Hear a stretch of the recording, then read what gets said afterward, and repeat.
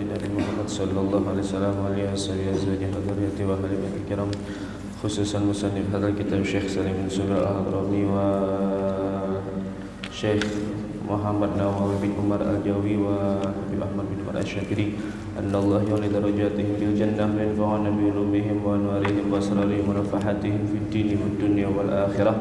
Syai'ulillahi lahumul Fatihah. A'udzu billahi minasyaitonir rajim. Bismillahirrahmanirrahim.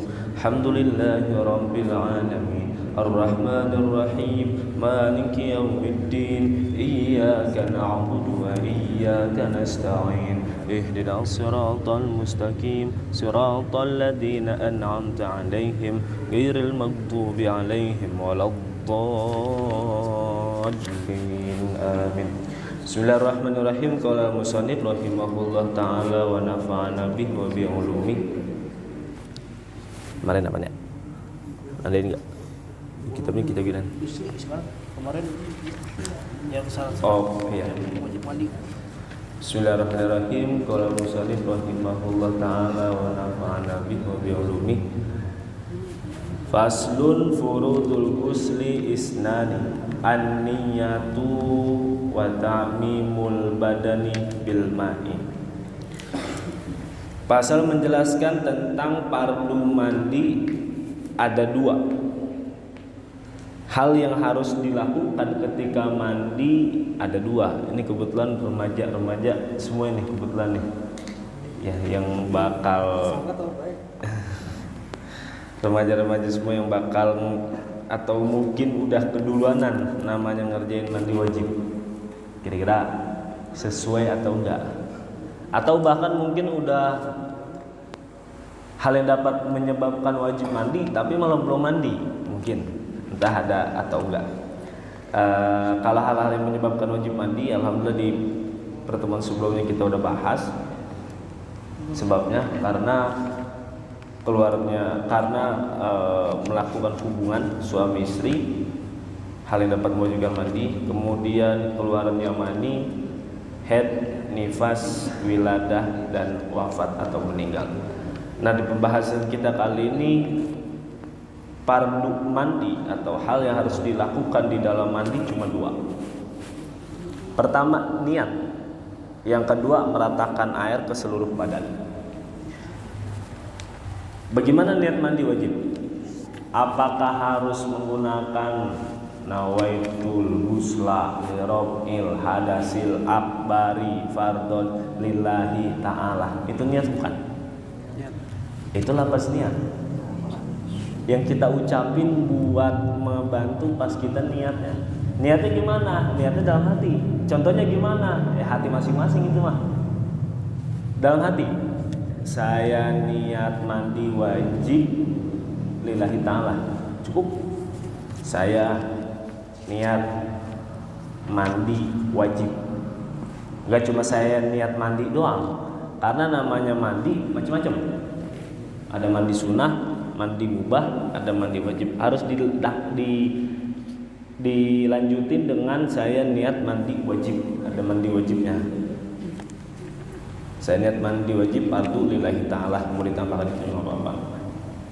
Karena kalau kayak tadi nawaitul ghusla li rabbil hadasil akbari fardu lillahi ta'ala, mungkin lafaznya juga lumayan banyak, itu bukan niat, tapi itu lafaz niat. Bedanya niat dengan lafaz niat apa? Kalau lafaz niat yang kita ucapin, yang keluar dari mulut kita, tadi itu nawaitul ghusla li rabbil hadasil akbari fardu lillahi ta'ala, itu lafaz niat. Yang kita ucapin, yang kita lafazin di mulut kita, itu lafaz. Niatnya gimana? Di dalam hati, ini contoh. Di dalam hati kita niatin, saya niat mandi wajib fardu lillahi ta'ala. Cukup. Itu juga cukup dijadikan sebagai niat untuk melaksanakan mandi hadas besar. Ini buat yang bocah-bocah yang kecil-kecil, didengerin aja dulu. Ya, nanti siapa tahu bakal ngerasain. Pasti itu mah. Apalagi udah gede-gede. Mau nggak mau. Karena khawatirnya ketika ada seseorang yang seharusnya atau dia udah balik, tapi dia nggak tahu kalau dia udah balik. Maka kalau seseorang dia udah, ya contoh gampang atau contoh realnya keluar sperma atau keluar mani, menandakan itu dia udah balik. Kalau dia belum mandi hadas besar, habis keluar sperma karena mimpi, atau keluar sperma begitu aja tanpa mimpi, kemudian dia melaksanakan sholat tanpa dia mandi hadas terlebih dahulu, maka sholat yang dilakukan, sholat yang dikerjakan hukumnya tidak sah karena tidak memenuhi syarat sholat. Apa syarat sholat yang terpenuhi? Harus suci dari 2 hadas. Hadas kecil yang mewajibkan wudu, hadas besar yang mewajibkan mandi. Saya pernah contoh, Bang, saya pernah keluar mandi kemarin, keluar sperma kemarin, hari Selasa misalnya. Sampai sekarang karena nggak tahu mandi, tapi sekarang baru mandi. Maka sholat yang dikerjain kemarin Selasa, mulai contoh misalnya keluar mandinya malam Selasa, berarti subuh di hari Selasa, Johor di hari Selasa, dia sholat, asar di hari Selasa, maghrib di hari Selasa, isya di malam Selasa, malam Rabunya tuh, kemudian di hari Rabunya tadi sholat, mandi mah kagak, maka sholat yang dikerjain enggak sah karena kurang syaratnya. Apa kurang syaratnya? Suci dari 2 hadas. Bersihnya harus dilakukan mandi terlebih dahulu. Nah, kudu ditanbih atau kudu diberi peringatan karena gak sedikit di umur-umur seusia remaja masih minim info dan minim pengetahuan terkait masalah mandi hadas, padahal dia udah keluar sperma. Ini keluar spermanya mau mau karena dia tidur kek, atau mau dalam keadaan melek kek, mau keluar dengan sendirinya kek, atau keluar tanpa dengan sendirinya kek, yang namanya keluar wajib mandi. Mau dalam keadaan atau mau sebab apapun kek, yang penting keluar sperma, maka wajib mandi. Ini buat yang udah udah ngalamin atau yang udah sempat ngerjain kayak gitu. Nah, karena patokan seorang anak, patokan di usia remaja, ketika belum sampai 15 tahun dia keluar sperma, berarti tanda dia udah balik. Biasanya rentang waktu durasinya atau rentang waktu dari umur 9 tahun. Udah umur 9 tahun belum, Tong? Udah umur 9 tahun belum? Ini siapa yang umur 9 tahun? Ada gak yang umur 9 tahun? Yang belum, di bawah 9 tahun. Ngapa tuh? Umur berapa tahun, Tong? Peci hitam? Berapa tahun? Hah? 14. Lah, 14 ya? 13 kan? Nah, yang belakang. Hah? 12. Nah, masih muda. Untuk baca.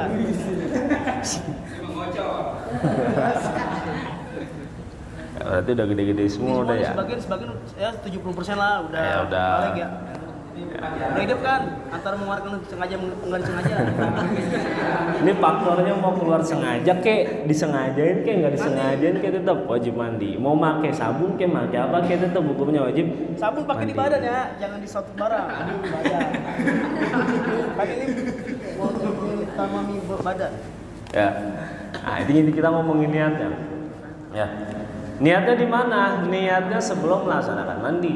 Karena posisi niat itu ketika jatuh atau ketika terkenanya air di anggota badan, disitulah tempat jatuhnya atau tempat letaknya niat mandi. Tadi kita ucapin dalam hati aja. Karena kalau diucapin pakai mulut, dilapasin pakai mulut, ketika di kamar mandi ada pardon lillahi ta'alanya, itu kagak boleh mengucapkan asma Allah di dalam kamar mandi. Dalam hati aja. Dalam hati boleh nggak? Boleh ke dalam hati. Karena nggak dikeluarin. Karena nggak dilafazin, nggak diucapin. Saya niat mandi wajib fardu lillahi ta'ala. Cukup dalam hati. Nah itu pas jatuh air di pertama kali di salah satu anggota tubuh kita, di salah satu badan kita, disitulah letak atau disitulah tempatnya niat mandi. Niat mandi hadas besar. Saya niat mandi hadas besar atau mandi wajib fardu lillahi ta'ala. Tanpa pakai fardu pun sah. Saya niat mandi hadas besar atau saya niat mandi wajib lillahi ta'ala juga cukup ya, karena itu udah meliputi niat daripada mandi hadas besar.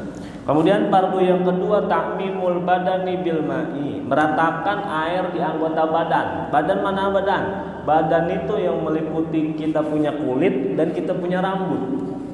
Yang ada di sekujur tubuh kita, yang kelihatan, yang nampak di situ wajib kena air. Makanya kalau lagi lempengan mandi hadas posisinya berdiri aja, kemungkinan ada anggota tubuh kita yang nggak kena air. Posisi berdiri aja. Mana posisi berdiri aja? Ya maaf, diantaranya kemaluan belakang itu nggak kena air. Makanya bagusnya kalau lagi mandi hadas nggak cuma berdiri, posisinya juga dalam keadaan jongkok juga, supaya sela-sela atau supaya tempat yang kagak kena air jadinya kena air pas kita posisi mandinya berdiri kemudian jongkok. Tujuannya biar seluruh anggota tubuh kita yang bagian zohir, yang bagian nampak, yang bagian kulit dan bagian rambut semuanya kena. Mau rambut manapun, semuanya. Lehernya kena deh kalau mandi. Termasuk bagian lipetan. Maaf, termasuk bagian lipetan. Yang mungkin punya lipetan-lipetan badan itu juga wajib dikenain. Mau lipetan di mana kek? Wajib dikenain, jangan sampai kagak. Karena itu termasuk bagian zohir yang harus benar-benar dibersihin. Sahga mandinya pakai air, emang pakai air tanpa pakai sabun juga nggak masalah. Malah bagusnya pakai air terlebih dahulu. Jangan langsung pakai sabun, karena nanti kalau kita udah masuk bahasan tentang syarat mandi, diantaranya jangan menggunakan sesuatu di anggota tubuh kita yang dapat merubah kemutlakan air. Namanya air mutlak jadi berubah dengan sebab benda tersebut. Emang pakai sabun nggak merubah, nggak ngepek, nggak ngaruh. Cuma lebih amannya, lebih bagusnya menggunakan air terlebih dahulu. Udah bersih semua di tubuh kita, udah kena air, rambut, kulit semuanya, bagian atas, tengah, bawah semuanya, bagian depan, bagian belakang semuanya udah kena air, udah benar-benar kena air semua, baru menggunakan sabun, sampo, baru datang yang lain-lain yang biasa kita kerjain kalau lagi lempengan mandi. Nah, bagusnya airnya dulu yang nyampe supaya benar-benar kemutlakan air, benar-benar air seair-airnya itu sampai di anggota tubuh kita tanpa ada bahan campuran yang lain selain air. Bagusnya. Nah, itu fardu mandi. Pertama niat, yang kedua meratakan air ke seluruh badan berupa rambut ataupun kulit. Terkait tata caranya, terkait bagaimana cara mandinya. Praktek. Bagaimana prakteknya di sini, Mas? Contoh aja, apa namanya tutorial nggak langsung pakai air, contoh aja. Baginda Rasulullah Shallallahu Alaihi Wasallam di salah satu kitab hadis Bulughul Maram, tata cara ketika beliau mandi ini diceritakan oleh Sayyidah Aisyah radhiyallahu taala anha, di mana beliau itu istrinya Nabi, anak dari pada Sayyidina Abu Bakar Siddiq. Sayyidah Aisyah radhiyallahu anha beliau pernah bercerita, beliau pernah ngasih info kepada para sahabat terkait bagaimana tata caranya baginda Rasulullah Shallallahu Alaihi Wasallam melaksanakan mandi. Pertama, ketika beliau melaksanakan mandi, idza tasala minal janabati yabda'u bayaghsilu yadayhi. Ketika beliau mau melaksanakan mandi, beliau cuci tangan terlebih dahulu. Jadi cuci tangan, telapak tangan. Ini bagian sini nih. Telapak tangan, ku namanya. Ku, bagian ini nih, bagian dari telapak tangannya di sini nih. Ini dulu dicuci. Ini dikerjain sunnahnya bukan cuma lempengan mandi doang, tapi wudhu juga. Jadi jangan langsung ambil air buat ke kemur. Cuci tangan terlebih dahulu. Ya, kalau kemur bagaimana? Makanya, bagaimana kalau langsung ke kemur? Cuci tangan dulu. Bocah pada dengar gimana jadinya kalau gitu. Bocah kan main kan comberan masa. Itu apalagi? Apalagi itu. Bocah kan begitu biasanya. Bermain-main dulu. Jauh dulu main lagi, kotor lagi. Cuci tangan lagi gitu ya. Agak wudhu. Baginda Rasul begitu, nyuci tangan terlebih dahulu bayaghsilu yadayhi summa yufriqu bi yaminihi ala shimalihi. Beliau bersihin badan sebelah kanan kemudian sebelah kiri.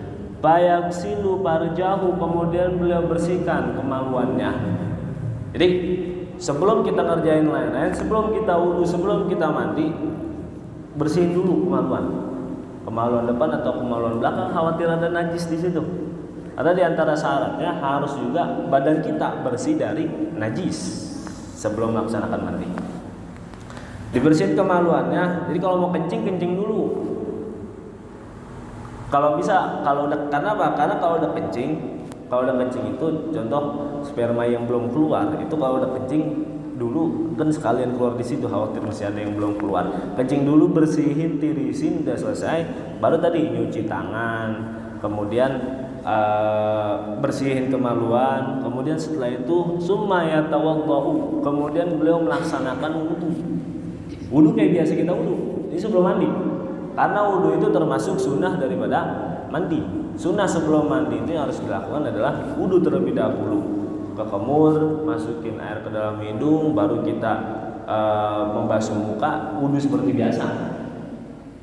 Sampai selesai, sampai ke kaki. Setelah membersihkan kaki, setelah ngebasuh kaki, baru summa yakhudul ma fayadkhulu asabi'ahu fi usuli sya'ri.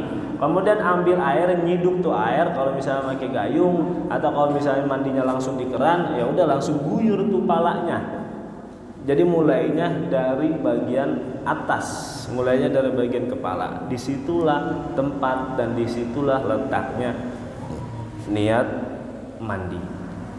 Jadi wudu dulu, wudu secara sempurna. Habis wudu secara sempurna baru niat untuk melaksanakan mandi. Saya niat mandi hadas besar fardu lillahi ta'ala, atau saya niat mandi wajib fardu lillahi ta'ala, atau saya niat mandi wajib lillahi ta'ala, itu juga cukup.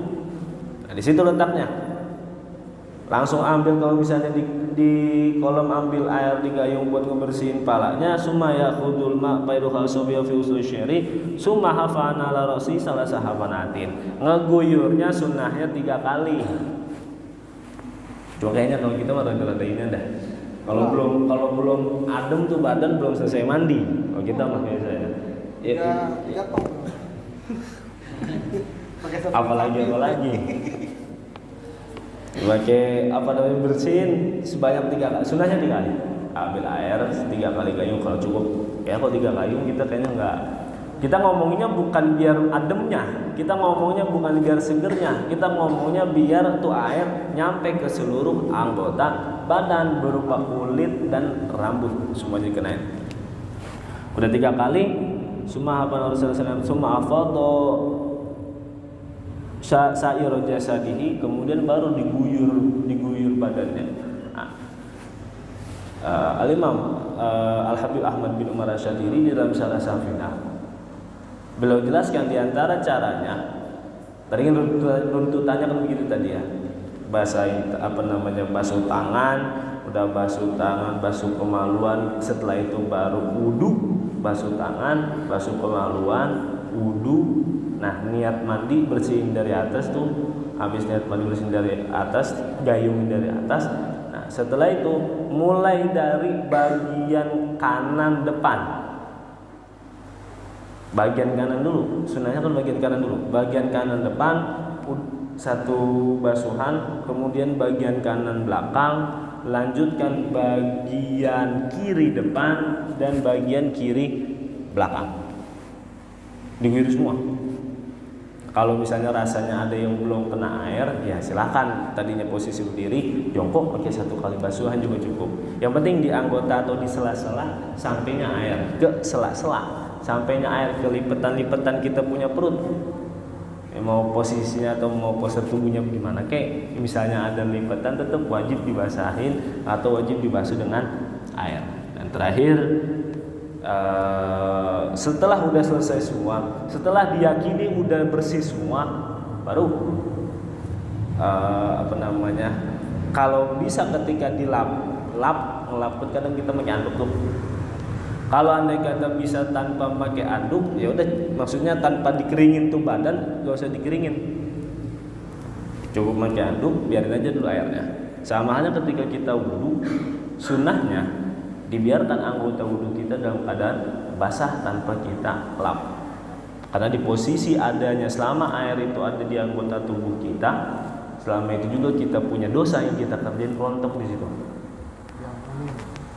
Allah Ta'ala ampuni dosa-dosa kecil yang kita lakukan sebelum kita melaksanakan wudhu. Pun sama ketika mandi.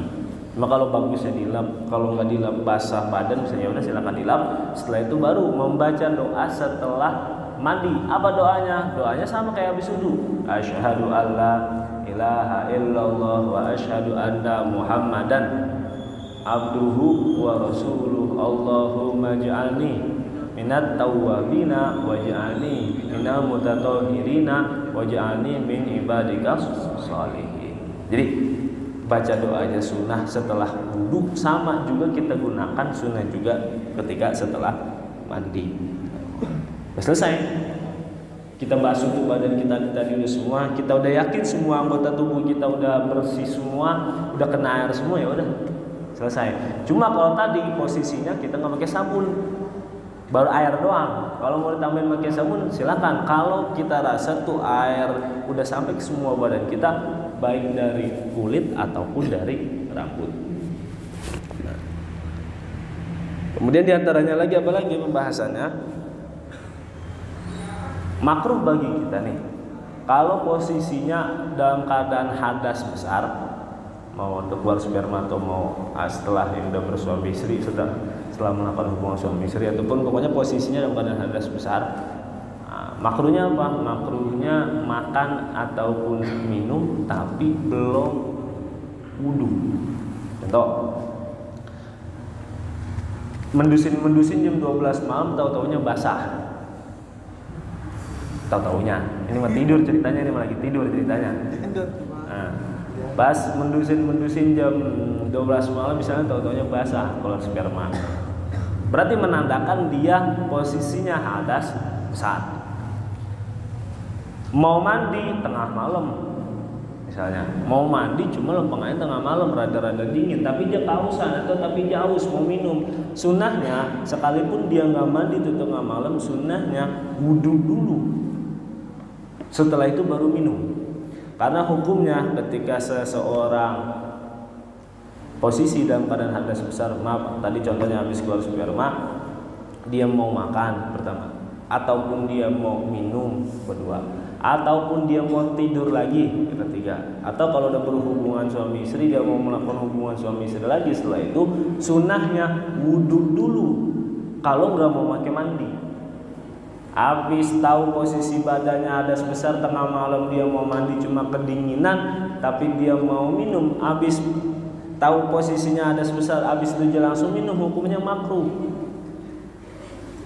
Kalau nggak mau mandi di tengah malam itu, kalau mau mandi silakan, posisinya berarti suci lagi. Cuma kalau dia nggak mau mandi terus dia langsung minum, atau di malam itu dia langsung makan padahal posisi badannya hadas besar, hukumnya makruh. Atau mau tidur lagi masih ngantuk, makruh hukumnya. Gimana caranya biar nggak makruh? Sekalipun dia belum mandi hadas, wudhu terlebih dahulu, setelah itu baru minum.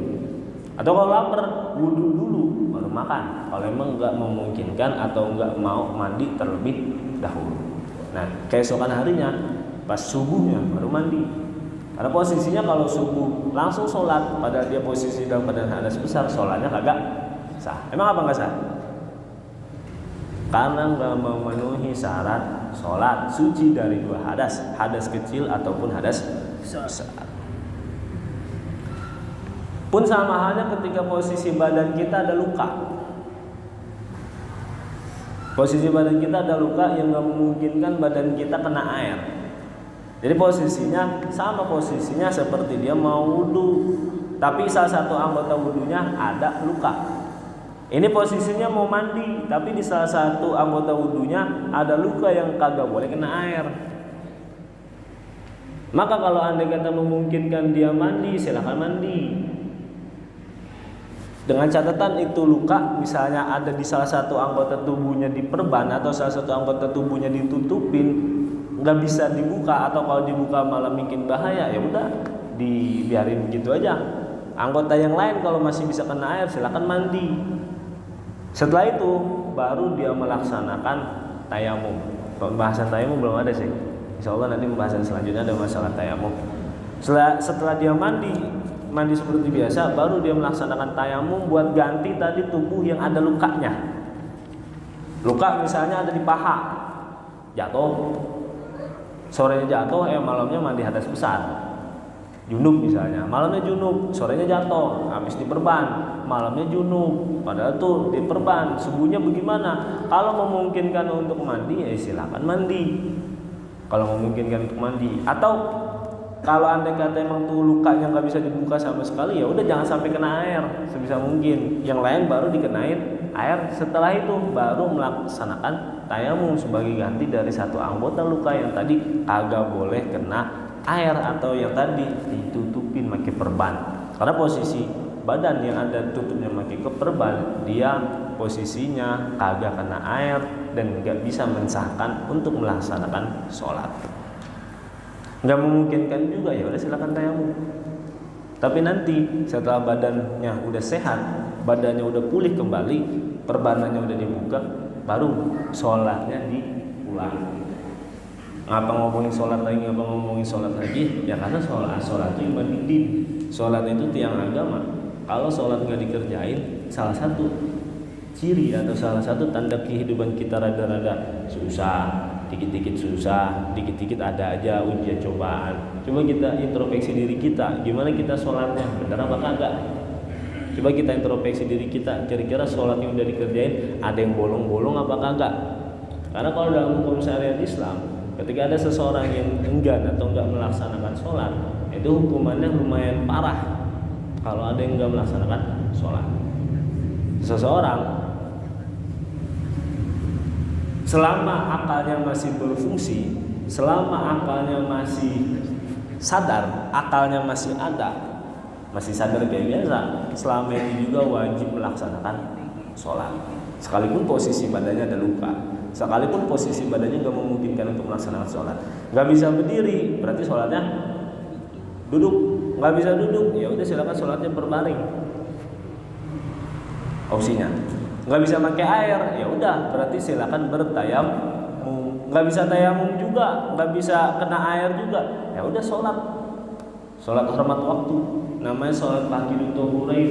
Sholat orang yang kagak wudu atau sholat orang yang kagak mandi, juga sholat orang yang nggak bisa tayamum. Sholat nanti kalau udah selesai, udah pulih lagi badannya, baru mengulang sholat yang udah dikerjakan.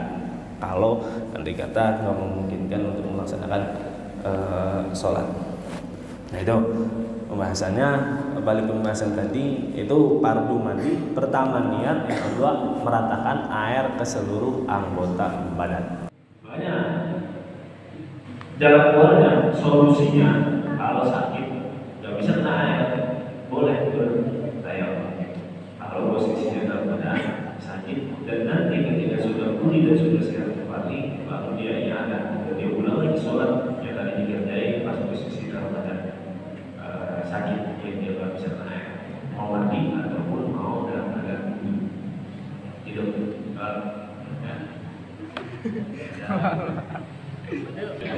Mudah-mudahan dulu para kita di malam yang mulia ini, apalagi di bulan-bulan ini, Allah Ta'ala jadikan sebagai wasilah, Allah Ta'ala jadikan sebagai wasilah untuk memperbaiki badan kita, untuk memperbaiki kehidupan kita, bukan untuk saat ini doang, tapi untuk di masa-masa selanjutnya. Kemudian yang lain pula sehat di antara kita, mudah-mudahan Allah Ta'ala sehatkan kita.